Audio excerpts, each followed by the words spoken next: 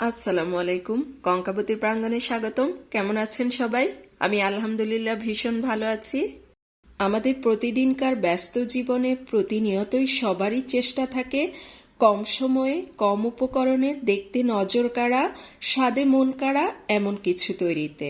আর সাধারণ খাবারেরও একটু ভিন্ন উপস্থাপন খাবারের প্রতি আগ্রহের পাশাপাশি এর স্বাদ বাড়িয়ে দেয় বহুগুণে। তেমনি একটি খাবার আজ আমি তৈরি করব, তার নাম কাস্টার্ড হালুয়া। যে কোনো বয়সের মানুষের কাছেই এর স্বাদ হবে অনবদ্য, এটা নিশ্চিত বলতে পারি। এখন তাহলে বানানো শুরু করে দেই। এখানে প্রথমে আমি একটি বাটিতে নিয়ে নিলাম 1 কাপ চিনি, আধা কাপ নিলাম কাস্টার্ড পাউডার, একটু মিশিয়ে এতে দিয়ে দিলাম 1 কাপ পানি।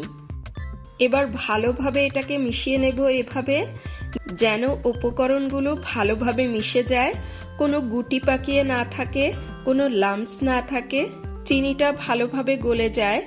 ভালোভাবে এটাকে মিশিয়ে নিয়েছি। এবার এটাকে একপাশে রেখে দেব।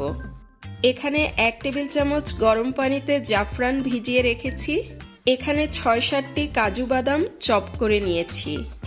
এখানে মোল্ড হিসেবে এই ট্রেটা নিয়েছি। এবার এতে কিছুটা ঘি মাখিয়ে রাখবো। চুলায় একটি প্যান বসিয়ে দিলাম, এতে দিয়ে দিলাম 2 টেবিল চামচ ঘি। এবার এতে চপ করে রাখা কাজু বাদামগুলো দিয়ে দিলাম, দিয়ে একটু হালকা বাদামি করে ভেজে নেব। ভেজে নিয়েছি।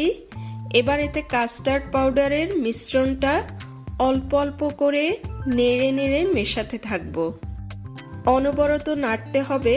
চুলার আঁচটা এই সময় লো এর মধ্যে রাখবো। ভালোভাবে মিশিয়ে নেব যেন কোনো গুটি পাকিয়ে না থাকে, কোনো লাম্পস না থাকে।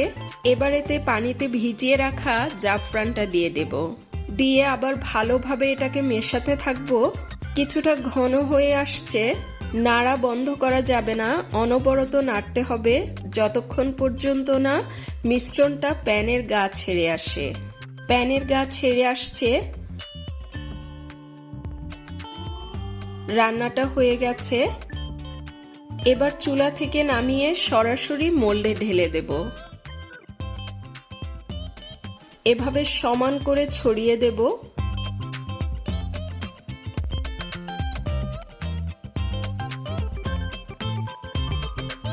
সমান করে ছড়িয়ে দিয়েছি।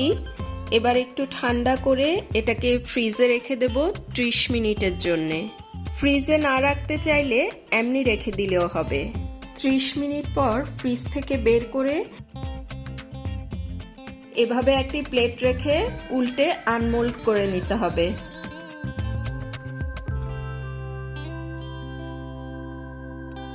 এভাবে ছুরি দিয়ে ইচ্ছা অনুযায়ী যে কোনো ভাবে কেটে নেওয়া যাবে। আমি এই কাটারটা দিয়ে এভাবে কেটে নিচ্ছি।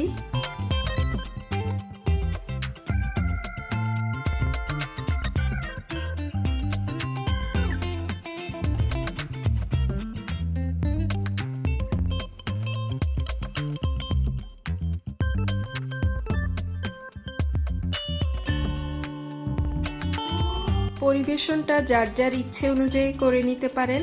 হয়ে গেল আমার দারুণ মজার কাস্টার্ড হালুয়া।